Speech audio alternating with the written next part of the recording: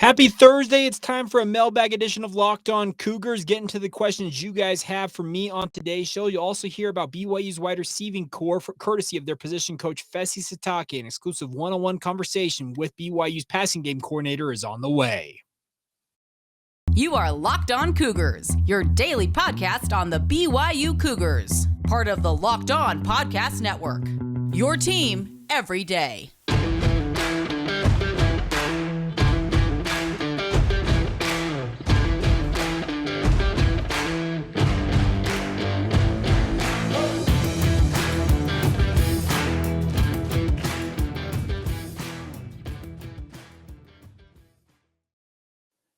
What is up, everybody? I'm Jake Hatch, your host here on Locked On Cougars. Thank you for making us your first listen of the day. Want to thank LinkedIn for being our title sponsor on today's show. Also want to thank LinkedIn Jobs for being the official college football recruiting sponsor across the Locked On College Network. LinkedIn Jobs is helping you find the candidates you want to talk to faster. Post your job for free at linkedin.com/lockedoncollege. Terms and conditions apply.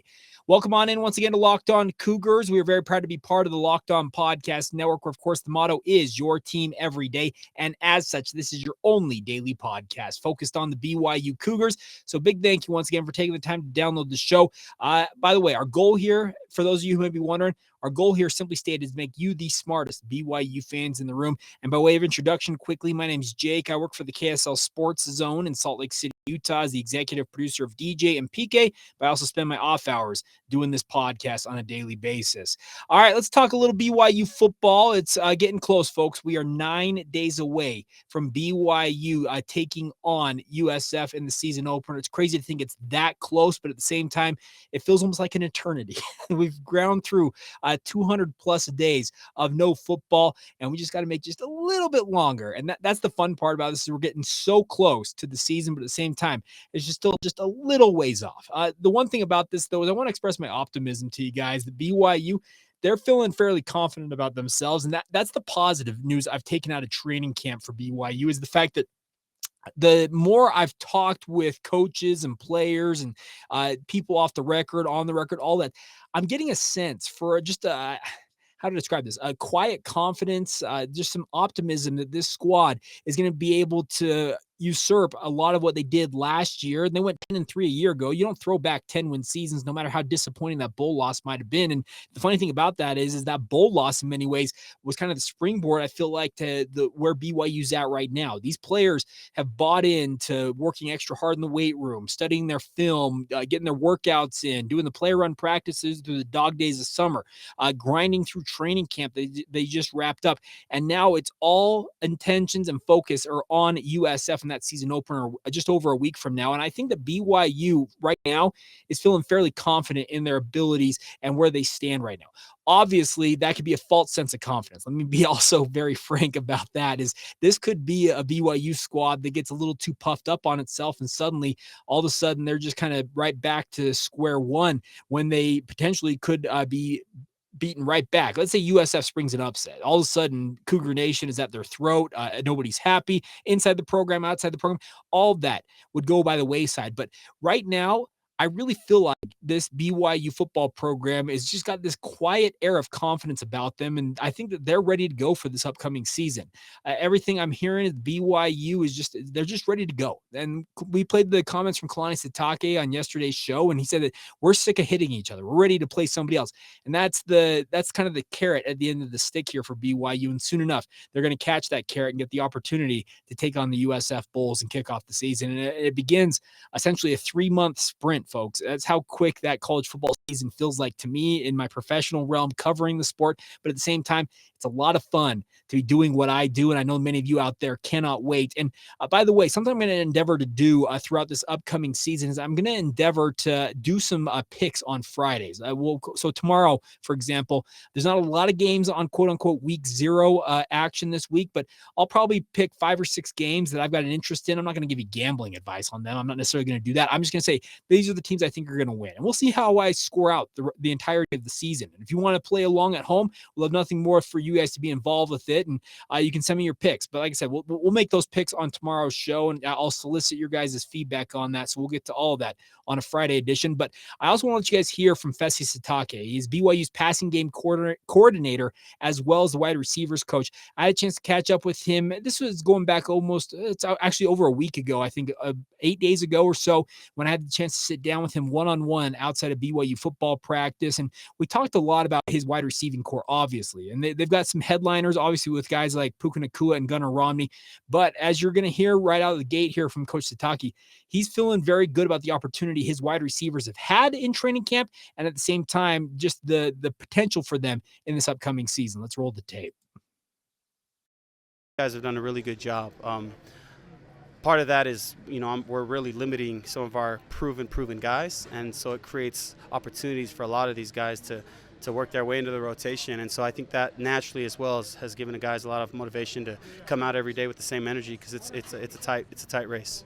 We've seen, just in my observation periods, and we don't get to watch a ton of it, but I've seen a pretty big rotation of your guys. I'm seeing guys like Tanner Wall running with the ones, for example, Terrence Fall, et cetera. Is that a concerted effort on your part just to keep these guys, hey, let's get a real look at all of these guys and see what they can do? Yeah, 100%. I want to give these guys a fair chance and a good amount of reps to say this is what, for them to tell me this is what I can do. And so every day I'm rotating a little bit differently. Some guys might get a little bit more, but I'm trying to give everyone a chance to really showcase what they can do and ultimately make my decision tough. It's a good problem, and my decision is hard to make. You've got some established guys, Puka, Gunnar, we know about those guys. I wanted to ask you about a guy like Terrence Fall. His story to me is so intriguing. Guy grows up in France, decides he wants to play American football, moves to the States, and I don't think he's even a finished product, but we're seeing him, I think, start to make more and more plays. Where has he made the most strides? Yeah, you're right. He's really starting to flourish. I think he's making the most strides, honestly, in just understanding the overall position of wide receiver, certain techniques, how we attack leverage. He's really good at the playbook. He's always been pretty headsy about retaining the playbook, but a lot of the nuances of the position are new to him, and I think he's starting to really get comfortable and come into his own. There's certain things he does that other guys are starting to mimic now, that he's put his own little flavor on things, and I've been really pleased with his progress at understanding the position, and that's the reason why he's been rotating, within the ones and trying to, I'm giving him a fair chance to be that rotational guy. Coach Roderick said Tanner Wall said the mission was not good for him. Can you explain that, like the whole transformation he's made? Yeah, I think he means it in general, just that when you go on a mission and you come back, the last thing you look like is a football player. Now, granted, there's some guys who go on missions or do things on their mission that they stay in pretty good shape. But I always say, if you come back looking like crap, you were serving a mission. You know what I mean? So when they come back and look bad, it's a catch-22. You know that they were a valiant missionary, but you also know that they got some major transformation that needs to happen. And Tanner was one of those. He's one of the most put-together guys now, and that was not the case 2 years ago. Last thing for me is, we're just over 2 weeks away from the season beginning. What is the most exciting part about this period as you guys get ready for that opening game? Just, being in the middle of fall camp, we're starting to get to that point where it's easy to get sick of going against the same guys, our defense, the same corners in one-on-ones, and you got to find a way to keep it competitive with these guys and keep the energy high. But what gets exciting is we're on the downhill now on approaching our first game versus South Florida. And so there's a new energy that's kind of ignited, knowing that every day we're getting closer and closer to facing a new opponent and kicking off the season that we're all excited about. Who's the most trash-talking cornerback in your experience on this squad? Caleb Hayes all day. Okay. and he backs it up, and I love it. So it lights a fire under everyone. But, I would say him. All right. Thanks so much, Fesi. No problem. There you go, Fesi Sitake, BYU wide receivers coach as well as passing game coordinator. And folks, keep an eye on Terrence Fall. He's a guy that absolutely could make some noise down the road this season. He's not necessarily, I think, atop the depth chart in any way, shape, or form. He's probably wide receiver 5, wide receiver 6 at the very best. But he's a guy, if, let's say, knock on wood, injuries do occur for the BYU wide receiver position, he's really starting to grasp hold of that position. As you heard Coach Sitake talk about, he's a guy that's really starting to come along, but he's also really liking, speaking of Coach Sitake, the entire depth and breadth of this wide receiving core that he's got. I think that the funny thing is the headliners, guys like Puka and Gunnar, they're obviously going to carry the day when it comes to talking about the wide receiver position. Keanu Hill, as well as Braden Cox Cosper are probably your wide receivers 3 and 4. Then you got guys like Tanner Walls, we already talked about with Coach Sitake. They're kind of hoping to make an impression. Cade Moore's made an impression in training camp. There's a lot of wide receivers out there that are hoping to hear their name called a lot this season. But the good news is, it appears the wide receiver position's in very, very capable hands, both coaching-wise, with Fesi leading the way, as well as the actual guys inside that room, especially led by the likes of Gunnar Romney and Puka Nacua. And by the way, some concern out there that they will not be ready for the game. I heard as recently as yesterday, talking with some people who are far more in the know about this than I am, the expectation is both of them will be available against USF. And obviously things change, circumstances change, all that. But as of yesterday, as recently as yesterday, BYU was expecting both of them to be full go 100% against USF. All right, coming up here in just a minute, we're going to get your guys' questions. It's a Thursday, a mailbag edition of the show. Send them via social media, email. You guys send those questions in. We'll get to as many of them as we possibly can muster as we round out, but as we continue on right here with Locked On Cougars. First, though, a word on our friends over at LinkedIn Jobs. As you gear up for fall, you need the right people on your team to help your small business fire on all cylinders. LinkedIn Jobs is here to help it make it easier to find the people you want to talk to faster and for free. Create a free job post in just minutes with LinkedIn Jobs. Reach your network and beyond with the world's largest professional network of over 810 million people. Then add your job and a purple hashtag hiring frame to your LinkedIn profile to help spread the word that you're hiring so your network can help you find the right people to hire as well. They feature simple tools like screening questions that make it easier to focus on the candidates with just the right skills and experience so you can quickly prioritize who you'd like to interview and hire. And that is why small businesses rate LinkedIn Jobs number one in delivering quality hires versus leading competitors. LinkedIn Jobs, once again, is helping you find the candidates that you want to talk to faster. Did you know that every week, nearly 40 million job seekers are visiting LinkedIn? Post your job for free at linkedin.com/lockedoncollege. That's linkedin.com/lockedoncollege to post your job for free. Terms and conditions apply. Thank you once again for making Locked On Cougars your first listen of the day. Always appreciate you guys taking the time to download the show and check it out. It's a really, really fun thing I get to do here and talk all things BYU sports. So thank you for your support of this venture. Let's get to your guys' questions. I reached out on social media yesterday asking for questions, and there were some very good ones sent in. So let's start off with this. And this one came in actually via email, and it's not necessarily a question. It's last week I was kind of half in tears and just kind of grateful for the opportunity to do this podcast. Some of you who heard that podcast know exactly what I'm talking about. And I got a really, really kind email last Friday from Trevor Taylor. And Trevor sends this, and it's a lengthy email, but Trevor says, "Hey, Jake, I've been thinking a lot about yesterday's podcast." This goes back actually a week ago, Thursday. Says, "I wanted to thank you for being so real. Losing someone, even if you don't know them well, is one of the hardest things in life." Says, "My name is Trevor, and I run the Cougar Kickoff Classic account that you follow on Instagram. By the way, it's a really fun account. I would encourage you guys, any of you who are on Instagram, check it out. Give Trevor a follow. It is a really cool thing." He says that the reason why he is now calling it the Stacey Taylor Memorial Cougar Kickoff Classic is because Stacey Taylor is his mom and one of the biggest BYU fans in the world. She says, "Unfortunately, in December of 2020, we found out she had stage 4 pancreatic cancer. And she passed away just 6 months later in June of 2021 at the age of 55. She left behind a husband, 6 kids, the youngest being 13 years old, and 2 grandkids that love her very much. Losing my mom was the hardest thing I've ever gone through. I work with my dad, so I'm able to see him every day and check in on him, but he hasn't been the same since my mom died, and I don't expect him to be. They were married for over 30 years, and they were best friends. Their marriage is one of the best I've ever seen. Now to the point of my email. I just wanted to say thank you for covering BYU sports, but also for being real about life. The 2021 BYU versus Utah game was the first game for my family back at Lavelle Edwards Stadium without my mom. It was so hard and emotional to be there without her, but as BYU was running down the clock at the end of the game, I looked back at my dad and saw a real smile on his face for the first time in months." I'm getting choked up here. It says, "BYU football might seem to many just like another sport, but it really does provide an escape from life and gives us hope when there is none. My dad was able to be happy for a little while just because of BYU football, and that was incredible to see. And I would like to think that my mom had something to do with that win." Excuse me, Trevor. Thank you for this. So it says, "I'm really sorry for the long email, but I just had to reach out and say thank you. I love listening to the Locked On Cougars podcast and sincerely appreciate the work that you put into it. And I know I'm not the only one. Thanks, Jake." Signed, Trevor Taylor. Probably should have finished off with that one, but Trevor, that's the stuff.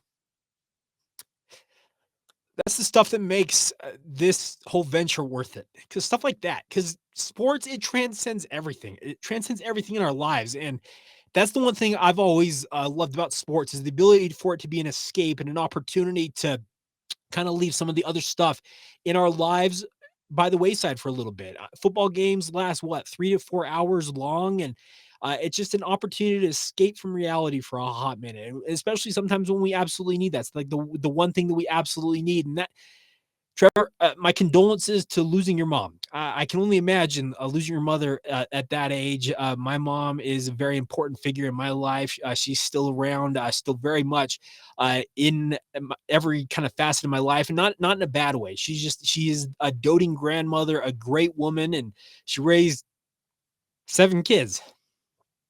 And that's the cool thing about it is you get that opportunity to watch people and learn from them. And I've got kids of my own now, and I use a lot of the lessons that I learned from my parents, my mom especially, as I go about raising my son and daughter. And yeah, so Trevor, thank you for that email. Once again, condolences to your family on the loss of your mother, but at the same time, that's the fun part about sports, especially BYU sports. It literally pulls us all together and kind of binds us in a way, and that's a really really fun thing. All right, on to more. I guess I'll call them trivial matters because that's kind of the most important stuff in life. But some other questions coming in here. Let's get to those. Our good friend Nick Lee, who is a host of Locked On Seahawks, a co-host of Locked On Seahawks. If you're a Seattle Seahawks fan, check out that podcast. Nick does a great job along with Corbin Smith up there in the Pacific Northwest. Says, what is your level of concern about playing 10 games in 10 weeks, including facing back-to-back Power 5 teams twice, and then ending that stretch versus Boise on the blue in Boise? It seems brutal. It says hashtag ask LOC, and that's a way you guys can ask questions. Send in, use that hashtag, and it pops up in my feed. Nick, I am absolutely concerned about this 10-game stretch. Dick Harmon wrote a really nice piece for the Deseret News, and he kind of solicited from each of us in the media our record prediction for BYU. And I said I had BYU going 9-3, and he asked me to list the losses I had for BYU on the schedule. And I think if I got this wrong, I apologize. But I think I listed I had a loss for BYU against Oregon, Notre Dame, and Boise State. And you may think, why Boise State? They weren't that good a year ago, Jake. Well, they did beat BYU a year ago. We all know that. In the rain, they had the turnover issues. Speaking of the Cougars, lost that game to Boise. Maybe the outside of the UAB loss, maybe the most disappointing loss on BYU's entire schedule last year. I know there weren't a lot of them, but that's probably the most bitter of the bunch outside of UAB. But the thing about this is you're going to play 10 straight games. Like I said, 4 of them against Power 5 teams, and those Power 5 games are back-to-backs mid-September, mid-October. And then, yes, you finish off that 10-game stretch before you get a bye week by taking a trip up to Boise State, where traditionally BYU has struggled. I know that the last time they went to the Blue in 2020, Tyler Algier was off to the races like on the third play of the game. And from that point on, BYU was just absolutely running roughshod over the Broncos. But BYU could be beat up at that point and could really be kind of limping in to that game. And that could absolutely be a critical game. I don't say that BYU is necessarily going to pencil it in that I penciled it in as a loss. I'm not going to say they can't win the game, but this 10-game stretch BYU's facing, it's going to be absolutely brutal. We saw it a year ago. It really affected BYU's opportunities with injuries coming for the Cougars. So if they have injury concerns once again, it could be a brutal stretch, and that could be a game, as I kind of tabbed, that could be a loss for BYU, as weird as that is to say. Big Uncle Pooh, our good friend, weighs in and says, who do you see as someone we may not know much about that we will know by the end of the season? Pooh, I'm going to list 2 guys, one offensively and one defensively, that I think are going to become bigger names for BYU this season. Offensively, get to know the name Miles Davis. BYU is going to be led by Chris Brooks at running back. Lopini Katoa will probably be the complement to him. But Miles Davis, folks, should he stay healthy, he is going to be, I think, one of the future stars for BYU in the backfield. I'm not going to say that BYU is going to give him the reins going into the Big 12 era and say, run roughshod, young man, but he has got all the skills: speed, size, athleticism, hands out of the backfield, because he's actually a former wide receiver in the prep ranks, moving to running back. I absolutely think he is going to become a household name for BYU. And obviously, he's got to stay healthy and get requisite reps to get that opportunity. But he's a guy on offense that I would pay attention to. And then defensively, a guy that I think you'll want to get to know is Ammon Hanneman. He did break out a little bit last year, really came on strong in the final stands of the season, but he is going to be appears to be the day one starter at strong safety for BYU opposite of Malik Moore in that defensive backfield. Ammon's obviously got a famous last name. Guys like Jacob Hanneman, Micah Hanneman have come through this program. It's a name that's in some ways synonymous with BYU football, but Ammon's just the latest in a long line of Hanneman family members coming through BYU. They may not be as prolific as the Kafusi family is, but Ammon Hanneman, I think, could be a household name by the end of the season. And if it's not Ammon Hanneman, it's probably the guy who's backing him up currently on the depth chart, and that's Micah Harper. I know Micah Harper was a starter during 2020 before tearing his ACL at cornerback for the Cougars, but he'll essentially be reacquainting himself with BYU fans, and he's another name to pay attention to in that defensive backfield. All right, Preston and Corinne Arnold weigh in, says, which Big 12 out-of-conference games are you thinking are the most interesting / important? I'm excited to see West Virginia, Pittsburgh, the backyard brawl, as they call it. He has ASU, Oklahoma State, and then Missouri, Kansas State, which is actually a really, really fun one, a cross-border rivalry. It says, are there any other matchups you feel are important for the conference to position itself going forward? And he says, do Texas and Oklahoma out-of-conference games really matter for the conference at this point? Now, Preston, you kind of laid out the three that I would have pointed to immediately in terms of the Big 12 games, the out-of-conference games of note. I think that West Virginia Pitt game is absolutely going to be an incredible game. It's an incredible rivalry. You don't call it the backyard brawl for nothing. Pittsburgh and West Virginia are like BYU and Utah, relative distances apart, if I'm not mistaken. Maybe a little bit further, but it's not by much. And that's going to be a really, really fun game. Your third question there, do Texas and Oklahoma out-of-conference games matter for the conference at this point? I actually still think they do. And Texas is going to take on Alabama, and I think that's an interesting game in the fact that these are two heavyweights in the college football realm. We all know that Alabama is maybe the chief heavyweight in college football right now and one of the heavy favorites to win a national title this year. But a guy like Steve Sarkisian, former BYU quarterback, he's obviously got to make some inroads on his own with regards to his job there in Austin. And a game like that, I still think it matters for the conference, even if Texas and Oklahoma are bound for the SEC at some point. So I actually think he nailed the games that I would have laid out as the critical games for the Big 12, but I do think that Oklahoma and Texas out-of-conference games still matter so long as they are still in the conference. It still brings a national perspective, a national relevance, it brings aplomb, and I don't know what other adjective I can use. It brings it to the conference. So I still think those matter, at least in the interim, for these programs. All right, one final question here, and this one's actually on more of a personal note once again. It actually came in via email, and it comes in via our good friend Dave. And Dave says, Jake, I got a question for you. I don't mean to make this sound personal, but he says, Jake, what's the status with your weight loss? You talked a lot about this over the last year or so. I haven't heard you talk about it much recently. Where do things stand? I'm a guy who's trying to lose weight myself. Love to get some insight as to where you stand right now. Well, Dave, to answer your question, I'm kind of in a holding pattern. I'll be frank. This summer has been let's just say I've been enjoying my summer. Now, it doesn't mean I've packed on all the pounds that I lost. I lost at my peak, I think it was 43 pounds what we had lost. And Rich Hart, obviously the owner of Elevate Gym and Insulin IQ, who's been working with me. I need to get back in and see you, Rich. If you're watching / listening to this, I'm sure you are. Reach out to me. I'd love to come in and see you. But I've actually kind of hit a holding pattern right now. So I am still currently down. I weighed myself yesterday, and I'm down 38 pounds from where I was when I first started working with Rich. So I've gained about 7 of the pounds that I lost back, but I've been pretty stable where I'm at for the last 4 or 5 months. So in some ways, I'm counting this as a win. I lost a significant amount of weight. Let's be that. I'll take that as a win. We're celebrating wins here. That's what we're all about. We like to celebrate wins here on this podcast. So that's a win in my book, and maintaining it for some length of time, it's actually been very, very good. Am I to where I want to be ultimately when my goal weight? No, I'm not. I'm still, based on yesterday's weight, I'm still 31 pounds away from not 31 pounds, 26 pounds away from my goal weight. That's the goal I still got to lose. So I still have a ways to go. but I am counting it as a win that I was actually been able to maintain it while not being as stringent as I was on the, it's not necessarily a diet. It's more of a lifestyle change is what I adopted. It's a keto diet, essentially. It's I guess a modified version of it, avoiding carbs, all that stuff.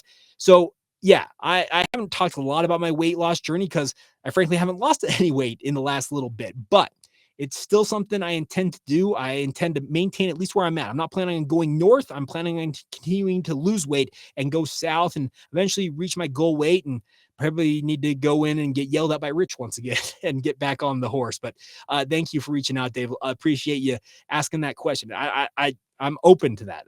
Let me be honest. You guys have heard me. I've kind of I've been up in my feels, I guess, as they say, a lot recently, but it's a lifelong journey, and that's the goal here. It's not going to change in a single day.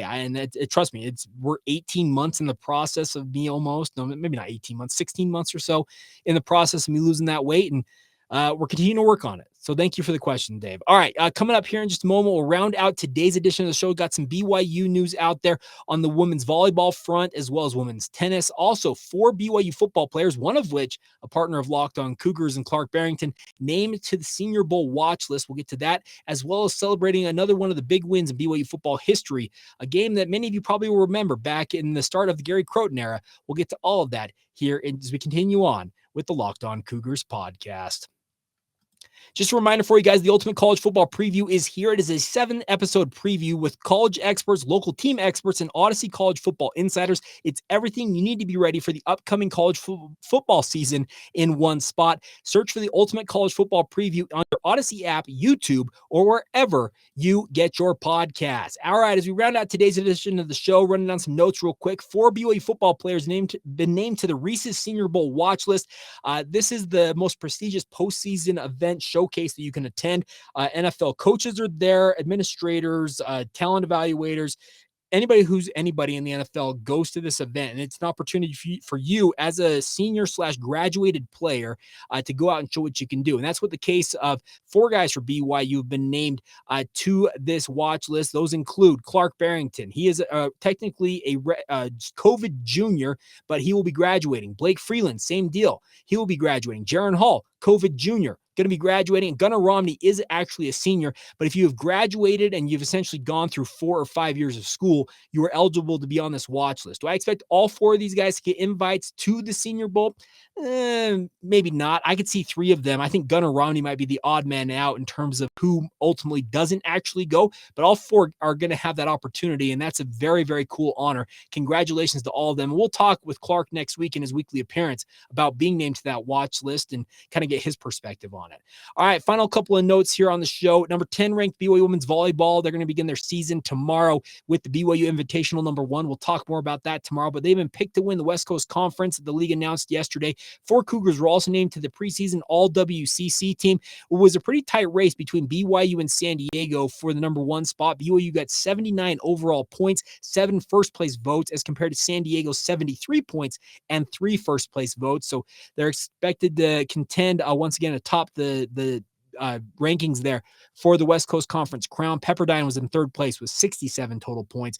And then on the preseason All-WCC team, Whitney Bauer was on that list, Heather Knighting, Kate Grimmer, and Erin Livingston. All preseason honorees for BYU. A big ups to the BYU women's volleyball program. They've absolutely been lights out under Coach Olmstead. Speaking of Heather Olmstead, and like I said, they start their season tomorrow. We'll preview that a little more in its entirety on tomorrow's podcast. And then the final 2 notes here is BYU women's tennis announced their fall schedule. They're going to be playing in such locales as California, Colorado, Nevada, North Carolina, Oklahoma, and Texas throughout the upcoming fall campaign. Head coach Holly Hasler said, "We're excited to get the fall season underway. It's great to see who put in the work over the summer months. It's also fun to create a new culture each year with our incoming freshmen." And obviously they'll be looking to hit the ground running. They're going to be on the road a lot this fall, and they'll have to stay on top of it if they want to have the success they envision having with BYU women's tennis. All right.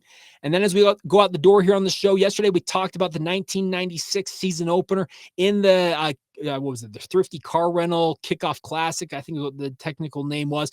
Well, there was also a famous game on August 25th for BYU, and it actually kicked off the Gary Crowton era, and he had kicked it off in pretty fine fashion, beating Tulane on this day in 2001. So we're going back 21 years. BYU beat Tulane 70-35.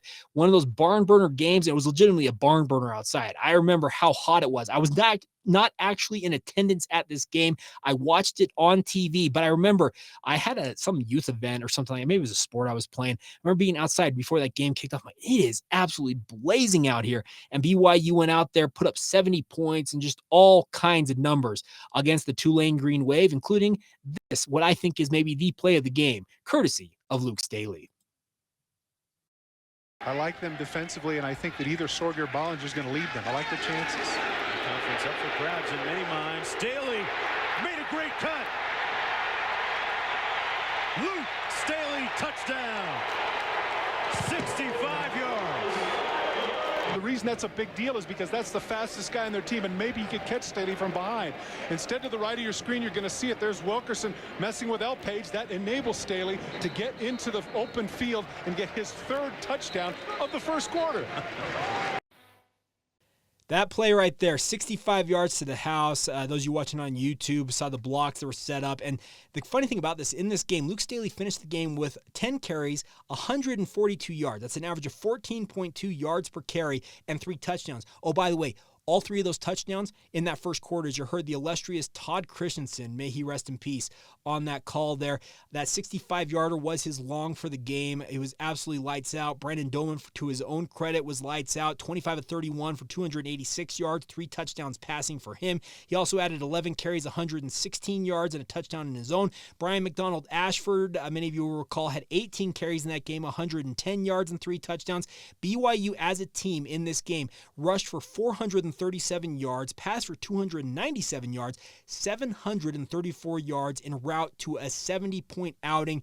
Just an absolutely incredible season opener. And trust me, I along with the rest of you, remember thinking like, this is how Gary Crowton's going to be. We're get right back to being nationally prominent. And we all know that the season in 2001 was a special one, ended up 12-2. BYU's heart's broken when the BCS said, nah, you guys ain't going to get in to the BCS. And the season kind of ended with a little bit of a disappointment there. Obviously, the blowout loss to Hawaii later that year. But man, any of you who are at this game or remember that game, you know exactly what you were feeling watching this squad under a new head coach leading the way. It sure felt like, wow, are we on the leading edge of offensive football? Well, for a lot of that 2001 season led by Brandon Doman and Luke Staley, BYU was absolutely lights out. So that was a fun game to kind of waltz down memory lane. We'll be obviously posting stuff like this on the podcast. And obviously, if you want more of this stuff, Instagram's where I'm going to kind of put all this stuff. I'm going to pull video clips. That one, courtesy, by the way, of YouTube. I think it was actually Snap to Tackle, by the way. I think it's a BYU fan, if I'm not mistaken, that puts up those games. Literally cutting the clips, literally from Snap to Tackle of entire games. You can blow through them in like 20 minutes. It's absolutely awesome for a football junkie like myself. So big ups to Snap to Tackle for that clip. Courtesy of his YouTube video there. But one of those fun games in BYU history. And that's going to do it for today's edition of the podcast. A big ups to all of you for your questions, your comments, and just being here, being part of this community, being part of Cougar Nation. It's absolutely awesome to be here. And a big thank you once again for making us your first listen of the day. Want to encourage you guys now to make Locked On Big 12 your second listen of the day. Josh Neighbors gets you up to speed on everything going on in the Big 12 Conference. Get that free and available wherever you get your podcast or on YouTube as well. Until tomorrow, have a great rest of your day. This has been the Locked On Cougars Podcast. See ya.